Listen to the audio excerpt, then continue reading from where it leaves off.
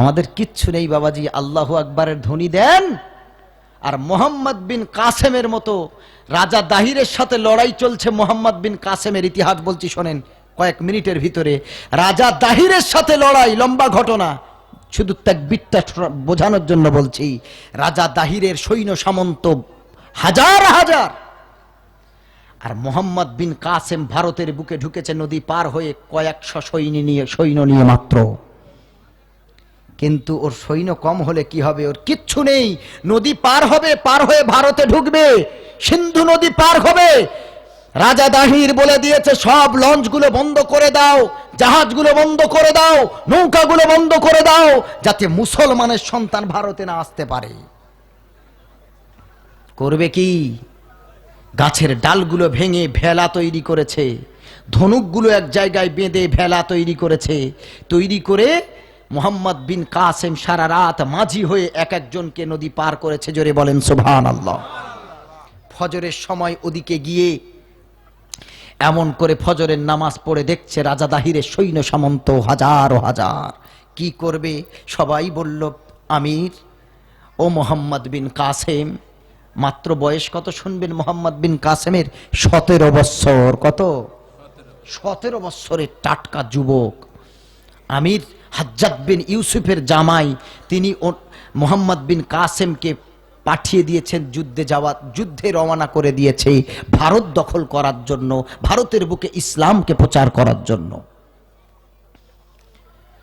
17 বৎসরের ছেলে মোহাম্মদ বিন কাসেম সকলে ঘিরে বলল হুজুর আমির গো, ওরা তো আছে হাজার হাজার সৈন্য, আমরা তাদের বিরুদ্ধে কি করে লড়াই করি?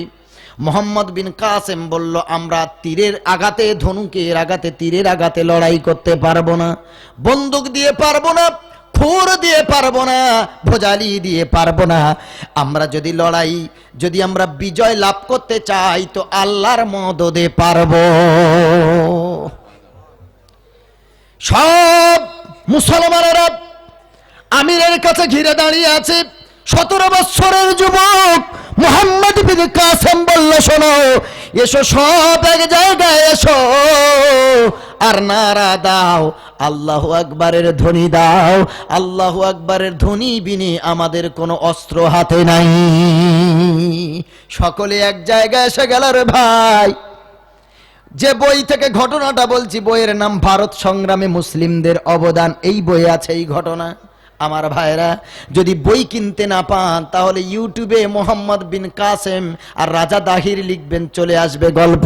ভাইরা আমার, অমুসলমান আব্বা জানেরা, যখন কেউ নাই আল্লাহ বলেছেন ইমানদার, আল্লাহু ওয়ালিউল মুমিনিন, ইমানদার আমি আল্লাহ তোর বন্ধু। আল্লাহ আবার অন্য জায়গায় বললেন وَإِذَا سَأَلَكَ عِبَادِي عَنِّي فَإِنِّي قَرِيبٌ أُجِيبُ دَعْوَةَ الدَّاعِ إِذَا دَعَانِ فَلْيَسْتَجِيبُوا لِي وَلْيُؤْمِنُوا بِي لَعَلَّهُمْ يَرْشُدُونَ। আল্লাহ রাব্বুল আলামিন বলেন ইদা সাআলাকা ইবাদি, ও নবী, আর আমার কোন বান্দা যদি তোমাকে আমি আল্লাহ আমার কথা জিজ্ঞাসা করে, আমার ব্যাপারে যদি তোমার কাছে প্রশ্ন করে, ইদা সাআলাকা ইবাদি আন্নী ফাইন্নী করিব, আমার ব্যাপারে যদি আমার বান্দা তোমার কাছে কোনো প্রশ্ন করে যে আমি আল্লাহ কোথায় আছি, আমি আল্লাহ বান্দার কত নিকটে থাকি, বলে দাও গো নবীজি, বলে দাও ইন্নী করিব, আল্লাহ আমাদের অতি নিকটে আছে। সুবহানাল্লাহ। আল্লাহর কোরআন বলছেন নিকট বলতে কত নিকট? 26 পারা আল্লাহর কোরআন সাক্ষী দেয়। আল্লাহ রাব্বুল আলামিন বলেন ওয়া নাহানু আকরাবু ইলাইহি মিন হাবলিল ওয়ারিদ, ঘোষণা দিয়ে দাও আমি আল্লাহ বান্দার চোখের দৃষ্টি হতে ঘাড়ের শিরা যত না কাছে, আমি আল্লাহ তার আরো কাছে আছি। আবার বলে আল্লাহ এটা হলো না, আরো কাছে বলো। আল্লাহ রাব্বুল আলামিন বলেন বান্দারে ওয়া ফি আনফুসিকুম আফালা তুবসিরুন। আমি আল্লাহ আমার মদদ, আমার কুদরতের দৃষ্টি তোর অন্তরের ভিতরে আছে, তুই দেখতে পাবি না। জোরে বলেন না সুবহানাল্লাহ। হযরতে মুহাম্মদ বিন কাসেম রহমাতুল্লাহ আলাইহি আল্লাহর কাছে দোয়া চাই, আল্লাহ আমাদের কেউ নাই, রাজা দাহিরের বিরুদ্ধে লড়াই করব। মুসলমান ইসলাম চেনে না, ধর্ম চেনে না, আল্লাহ চেনে না, নবী চেনে না। ওগো আল্লাহ, তুমি আমাদের মাধ্যমে এই ভারতবর্ষের বুকে ইসলামের পতাকাটা উড্ডীন করে নিও। সবাইকে বলা হলো, ওরে শোন সাথীরা, আয় আল্লাহু আকবারের ধ্বনি দি। আর এমন করে সৈন্য সামন্ত নিয়ে হাতি বাহিনী সব দাঁড়িয়ে আছে, মুহাম্মদ বিন কাসেমের সাথে লড়াই করবে। আল্লাহর বান্দা ইমানদার, ভয় নাই, ভয় নাই। আল্লাহ ছাড়া ইমানদার আর কাউকে ভয় পেতে পারে না। মুহাম্মদ বিন কাসেম সকলকে নিয়ে মুহাম্মদ বিন কাসেম বললেন নারায়ে তাকবীর। আর হাজার শত শত মুসলমানেরা মুহাম্মদ বিন কাসেমের সুরে সুর মিলিয়ে সবাই বলল আল্লাহু আকবার। যখনই প্রথম নারায়ে তাকবীর দেওয়া হলো, ইতিহাস সাক্ষী দেয় রাজা দাহিরের যত সৈন্য সামন্ত সব যারা হাতির উপরে দাঁড়িয়েছে বসেছিল, তাদের হাতি সহ সব মাটিতে আছাড় খেয়ে পড়েছে। মুহাম্মদ বিন কাসেম মনে মনে করছে কাজ হয়েছে ঔষধে, সঠিক ঔষধ পড়েছে। কারণ ক্ষমতা যেখানে বান্দার শেষ, ওখান থেকে আমার আল্লাহর ক্ষমতা শুরু। কি বাবাজি? মুহাম্মদ বিন কাসেম বলল কাজ হয়েছে। আল্লাহু আকবার ধ্বনিতে সবে হাতি থেকে পড়েছে নিচে আছাড় খেয়ে। যে যা তীর ধনুক সব হাত থেকে ছিটকে চলে গেছে। বলল সাথীরা এসো, আর একবার তাকবীর হবে। দ্বিতীয়বার তাকবীর দিল, নারায়ে তাকবীর। সব বলল আল্লাহু আকবার। দ্বিতীয় তাকবীর যখন হলো, যারা মাটিতে পড়ে গেছিল সব হাঁটু পর্যন্ত মাটিতে গেড়ে গেল। বলে আরেকবার, এবার তো হাঁটু পর্যন্ত গেড়ে গেছে।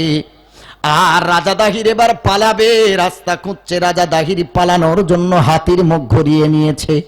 মুহাম্মদ বিন কাসেম বলল শোনো, আর একবার তাকবীর হবে। মুহাম্মদ বিন কাসেম ইমানের উচ্চ আওয়াজ দিয়ে আল্লাহু আকবারের ধ্বনি দেওয়ার সাথে সাথে যারা পড়ে গেছিল, হাঁটু পর্যন্ত গেড়ে গেছিল, তারা চিরতরে মাটির তলায় নাস্তানাবুদ হয়ে গেল। রাজা দাহির দৌড় দেয় বাঁচার জন্য। মুহাম্মদ বিন কাসেম ধনুকে তীর ঠেকিয়ে নিয়ে বিসমিল্লাহ বলে ছেড়ে দিয়েছে। ওই তীর গিয়ে যখন হাতির পেটে লাগলো, হাতির পেট থেকে রক্ত বার হলো। ওই রক্তে আল্লাহ কুদরতি ক্ষমতায় আগুন ধরিয়ে দিল। ভাইরা আমার, এই হলো তাকবীরের মূল্য, এই হলো তাকবীরের পাওয়ার। মুসলমানের কিছুই নাই রে বাবাজি, তবে আল্লাহু আকবারের ধ্বনি যদি আমাদের জবানে একসাথে যদি তাকবীরের ধ্বনি দিই, বাতিল আতঙ্কে প্রকম্পিত হয়ে যাবে, সামনে আসার ক্ষমতা থাকবে না। সে আল্লাহ আছে না নেই? ঘুমাচ্ছে না জেগে আছে? আপনারা কে ঘুমাচ্ছেন? জি বাবাজি, ঘুমাচ্ছেন না তো? আল্লাহ যদি ঘুমাতে চান ঘুমাতে পারেন, কিন্তু আল্লাহ ঘুমাবেন না। কারণ আল্লাহ তাআলা যদি ঘুমিয়ে যায় পৃথিবী অচল হয়ে যাবে। আমরা যাতে সুস্থ থাকতে পারি এজন্য আমার আল্লাহ বলছেন আল্লাহু লা ইলাহা ইল্লা হুয়াল হাইয়ুল কাইয়্যুম লা তাখুযুহু সিনাতুন ওয়ালা নাওম। এ বান্দা, আমি আল্লাহ জীবিত চিরঞ্জীব, আমার ঘুম নেই। আর আমার ঘুম দূরের কথা তন্দ্রাও নেই। কারণ জানিস, যাতে করে তোরা সুস্থ থাকতে পারিস। সুবহানাল্লাহ পড়েন। আমার আল্লাহ ঘুমায় না বাবাজি, আমাদের জন্যই তিনি জেগে আছেন। একটু দরুদ শরীফ পড়েন। আল্লাহুম্মা